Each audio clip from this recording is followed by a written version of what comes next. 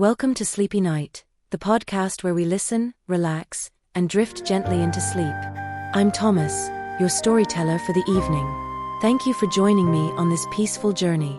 Before we dive into tonight's story, let's take a moment to unwind and imagine. Have you ever laid on your back under the night sky, staring at the twinkling stars, wondering what mysteries lie beyond? That feeling, so small yet so awestruck, brings a strange sense of peace. Picture yourself in a quiet garden, lying on soft grass or swaying gently in a hammock as a breeze brushes by. The stars glisten like scattered diamonds across a deep velvet sky. In that moment, all of life's worries seem to fade away. They're just bumps on the long road of existence.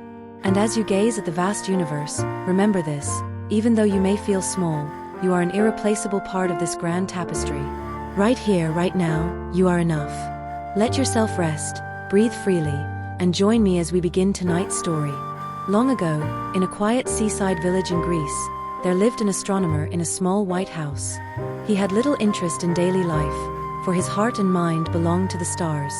Each night, as the village fell asleep, he would walk the cobbled paths and climb the hills to gaze at the constellations and the endless universe. His village was beautiful, dotted with tiny homes like stars on the ground. But for him, true beauty came with the night. That's when he entered his world, one of mystery, starlight, and dreams of flying among the stars. By day, he slept alone, missing out on friendly meals, laughter, and the sense of spring or the sweetness of fall. To him, Earth had already been explored. The real wonders lay hidden in the cosmos. He shunned human company, trading connection for his skybound obsessions. Even at the Temple of Artemis, he ignored the stunning architecture and carvings, caring only for the stars above. His world was night, stars, and unspoken questions.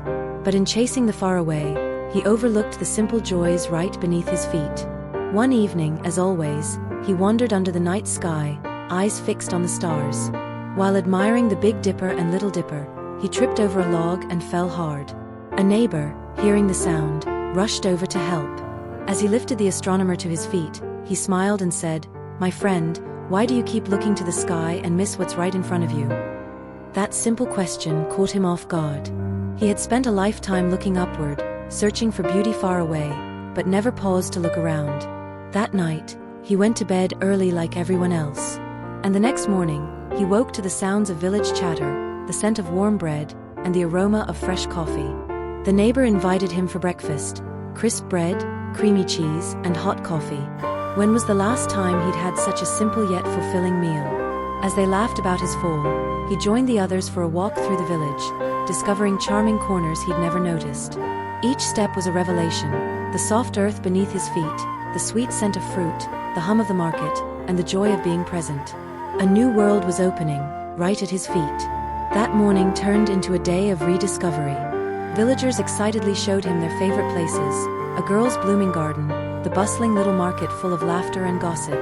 Beneath a canopy of Aphrodite's red blossoms, he was mesmerized by the earthy, sweet aroma of nature. Bright orange lilies, white hyacinths, and violet irises surrounded him like stars, but on the ground. At the Temple of Apollo, sunlight filtered through marble columns, casting serene shadows. The astronomer walked slowly on the cool stone floor, feeling each breeze, hearing each sound, senses long neglected in solitude. Later, they gathered in the square for a simple lunch. Cheese, bread, olives, fruit, and honey, flavors rich in life's essence. He ate slowly, tasting each moment like a brand new feeling. And it dawned on him, perhaps the wonders of the universe aren't only in the stars. They're also here, on Earth, in people, and in the little things we often overlook. As evening fell, the villagers knocked on his door, inviting him up the hill to end the day together. They carried blankets, food, and wine, winding up a small path. Birds chirped overhead, bushes rustled in the breeze, the world felt alive. At the hilltop, they laid out a feast: grilled vegetables, dried fish, eggs, crusty bread, sweet wine, and fresh fruit. Laughter echoed. The astronomer watched quietly. Every glance, every sound, every breeze was precious. Then the sun dipped low, painting the sky in brilliant shades of pink, orange, and purple. For the first time, he truly saw the splendor of sunset, a perfect opening act for a night he used to rush into alone. When darkness arrived, he asked everyone to lie back and gaze upward. Beneath the shimmering stars, he pointed out constellations, once a solitary joy, now shared. And in that peaceful night, they all fell asleep, fulfilled on earth, shining under the stars.